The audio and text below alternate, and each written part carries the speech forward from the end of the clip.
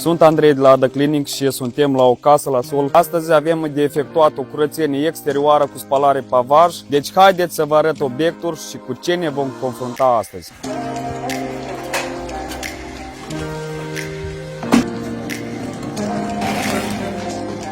Avem gardul cu un calcar de după ploaie, la fel și gresia foarte murdară. Avem o suprafață mai mare de pavaj cu următoarele probleme, cu o murdărie de după construcție, colb, frunze, etc. După parcarea mașinii avem și pete de ulei, gresia foarte prăfuită, la fel și geamurile. Aici avem depuneri de calcar pe profil și sticlă care se curăță doar cu tehnologii și aparate profesionale. După cum vedem calcarul de pe profil, urme de lipici,